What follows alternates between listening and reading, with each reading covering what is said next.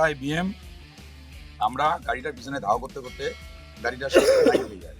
সেটা সম্ভবত আমাদের ফরিয়াজীবী সম্ভবত ছিল মনে হচ্ছে। হ্যাঁ, একটা তো গাড়ি শিলিগুড়ির দিকে রওনা দিচ্ছে। যাই হোক, সেটাকে পিছনে ধাওয়া করে গাড়িটাকে আটকানো হয়, আটকায় ব্যাগ আনা হয়। আরেকজন ড্রাইভারকে ধরা করে গাড়ি নিয়ে কোথায় গেল। তারপরে ও সদুত্তর দিতে না পারে ও বলছে যে আমার অফিসার কথা বলবে, আমি কিছু বলতে পারবো না। সেই প্রিসাইডিং অফিসারের ফোন নাম্বার এবং কমপ্লেন আমি করে দিচ্ছি, তার নাম ফোন নাম্বার দিয়ে আমি করে দিচ্ছি। তার কাছে আমি উত্তর জানতে চাই। বলছে যে আমরা প্রথমে এই ইভিএম নিয়ে আমরা রেসকোর্স পাড়ায় আসি। আমি বললাম যে রেসকোর্স পাড়ায় প্রথমে কেন গেলেন? যে খালি যে ইভিএম আছে এক্সট্রা ইভিএম সেটাকে আমরা পৌঁছে দিই। এক্সট্রা ইভিএম পৌঁছানো জরুরি না যেটার যে ভোট হলো সেটা পৌঁছানো আগে জরুরি? তখন উনি সদুত্তর দিতে পারেন, তার রেকর্ডিং আমার কাছে আছে, সদুত্তর উনি দিতে পারেন। সেখানে আমি সেই জায়গায় সঙ্গে সঙ্গে ডিএমকে কমপ্লেন করি যে বিষয়টা দেখুন, কারণ যে ইভিএমে ভোট হয়েছে সেটাকে আগে স্ট্রংরুমে পৌঁছানো দরকার, সেটাকে না পৌঁছায় এক্সট্রা ইভিএম নিয়েও আগে গেছে এই জায়গায়। এখানে গরমিল আমরা কোথায় দেখতে পাচ্ছি? আমরা প্রত্যেকটা জিনিস আর কি, প্রতিটা জিনিসে খুব মানে একেবারে পুরা নজরদারির মধ্য দিয়ে করার চেষ্টা করছি। দেখা যাক, আমরা চেষ্টা করতেছি এখন শেষ মুহূর্ত অবধি যাতে এটা আমরা ধরে রাখতে পারি, যাতে শেষ মুহূর্ত অবধি কোনো রকম কাটছুট করে না পারে। কারণ পাবলিক বিজেপিকে ভোট দেয়নি, বিজেপি এখন কোনো রণকৌশল করে কি করা যায়, যেটা হচ্ছে অন্য জায়গায়, এটা যাতে না হয়। আর আগামী দিন আমি বলবো যে ভোট ফিঙ্গারপ্রিন্টে হোক, ভোট ফিঙ্গারপ্রিন্ট যদি টাকা দেয় আমাদের ফিঙ্গারপ্রিন্ট লাগে, রেশনটা দিয়ে যদি ফিঙ্গারপ্রিন্ট লাগে, তাহলে এবার ভোটটাও ফিঙ্গারপ্রিন্ট দিয়ে হোক, তাহলে স্বচ্ছতা, তাহলে সব থেকে পরিষ্কার হবে কে কাকে ভোট দিবে, তার ভোট অরিজিনালে দিচ্ছে কি দিচ্ছে না, ফিঙ্গারপ্রিন্টের উপরে তার কিছু নেই, পরিষ্কার প্রমাণিত হই এটা দরকার আছে। একটা দেশ যে চালাবে সেখানে যদি মানুষের রায়টাকে যদি না তুলে ধরা যায়, সেখানে মানুষের রায় যদি দিতে না পারে, তাহলে যারা নিজেরা গদি দখলের জন্য সবকিছু করতে পারে, তারা দেশের জন্য তারা কি করতে পারে, এটা তো আমাদের ভালো করে বুঝতে হবে। আজকে দেখে বিষয়টা যেটা দেখলাম সেটাতে ঠিক আছে, এটা আমরা চাচ্ছি যে জিনিসটা আমরা যদি কমপ্লেন না করতাম তাহলে তো এটার মধ্যে একটা বড় ঘটনা হয়ে যেত। যেদিন ভোট হয়ে যায়, যখন ইভিএম নিয়ে চলে আসে, আমি সেদিনও একটা কমপ্লেন, এখানে আমাদের টিম আছে যারা এখানে সম্পূর্ণ দেখাশোনা করে, মাঝে মাঝে একটু ডিস্টার্ব হয় আর কি। 3টা কমপ্লেন আমি করছি, যেমন আছে 25 তারিখ একটা, 26 তারিখ একটা, 27 তারিখ একটা, 3টা কমপ্লেন হচ্ছে। কিছু সময়ের জন্য ক্যামেরা অফ হয়ে যাচ্ছে, তো যখন অফ হয়ে যাচ্ছে তখন এখান থেকে আমাকে সম্পূর্ণ বার্তা দেয়, আমি সঙ্গে সঙ্গে সেটাকে ইমেল করে পাঠাই আমাদের নির্বাচন কমিশনের ইয়াতে, এবং পার্টিরও নির্দেশ মোতাবেক পার্টিতেও আমি সেটা পাঠাই। তো এটা কেন হয়, এটার জন্য ওদের কাছে যেমন আমরা জানতে চাই যে ওটা অটোমেটিক ক্যামেরা এটা করে আর কি, অটোমেটিক যে হয়, তো এটা বিকল্প কি বুদ্ধি আছে? তো বিকল্প কালকে থেকে শুরু হয়েছে, বিকল্প কালকে কমপ্লেন করার পর থেকে কালকে থেকে শুরু হয়েছে বিকল্প, যে আরেকটা সেট রাখা ভিতরে ক্যামেরা চলছে আর কি, বাইরে আমাদের এখানে যেটা ইয়াটা রাখছিল সেখানে স্ক্রিনটার মধ্যে সেটা বন্ধ হচ্ছে। কিন্তু আজকে একটা আলাদা দিছে, সেটার মধ্যে যে 5টা বিধানসভার যে আমাদের মেন যে দরজাটা সেটা লক আছে কিনা সেটা দেখার জন্য, এটা একটা বিকল্প বুদ্ধি ভালো করছে। উদ্বিগ্ন হওয়ার কারণটা কি?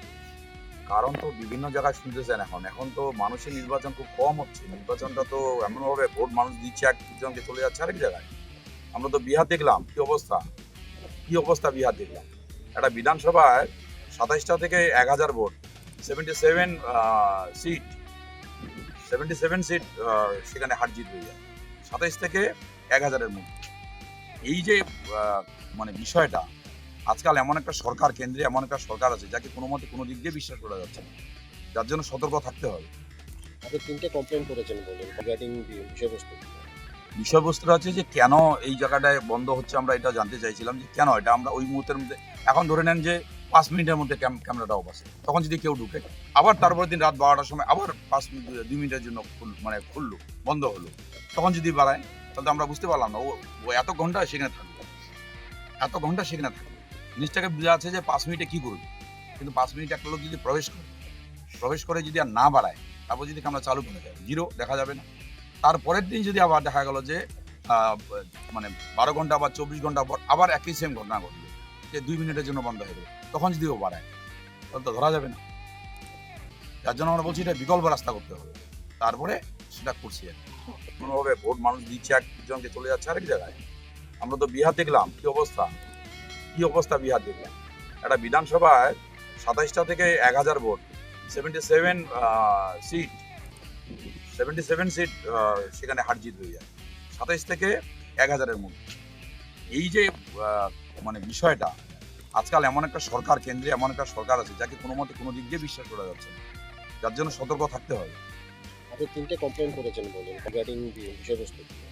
বিষয়বস্তুটা হচ্ছে যে কেন এই জায়গাটায় বন্ধ হচ্ছে, আমরা এটা জানতে চাইছিলাম যে কেন এটা। আমরা ওই মুহূর্তের মধ্যে, এখন ধরে নেন যে 5 মিনিটের মধ্যে ক্যামেরাটা অফ আছে, তখন যদি কেউ ঢুকে, আবার তারপরের দিন রাত 12টার সময় আবার 2 মিনিটের জন্য খুললো, বন্ধ হলো, তখন যদি বাড়ায়, তাহলে তো আমরা বুঝতে পারলাম না ও এত ঘন্টা সেখানে থাকবে, জিনিসটাকে বোঝা যাচ্ছে যে 5 মিনিটে কি করবে। কিন্তু 5 মিনিট একটা লোক যদি প্রবেশ করে যদি আর না বাড়ায়, তারপর যদি ক্যামেরা চালু করে দেয়, জিরো, দেখা যাবে না। তারপরের দিন যদি আবার দেখা গেল যে মানে 12 ঘন্টা বা 24 ঘন্টা পর আবার একই সেম ঘটনা ঘটলো, যে 2 মিনিটের জন্য বন্ধ হয়ে গেল, তখন যদি ও বাড়ায়, তাহলে তো ধরা যাবে না। যার জন্য আমরা বলছি এটা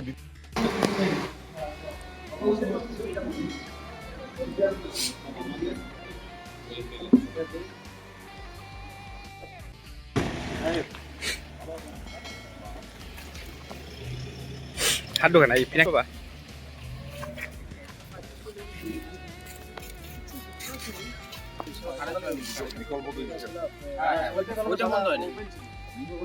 তারপরে যে ভিতর অপারেটর আছে এবং মোবাইলে দেখাই কুমারটাও পিনাকি পিছন থেকে সব মনে হবে, সন্দেহ মনে হবে। আমি চলে আসি, আপনি কোথায়? ভিডিও আমারটাতে হবে না।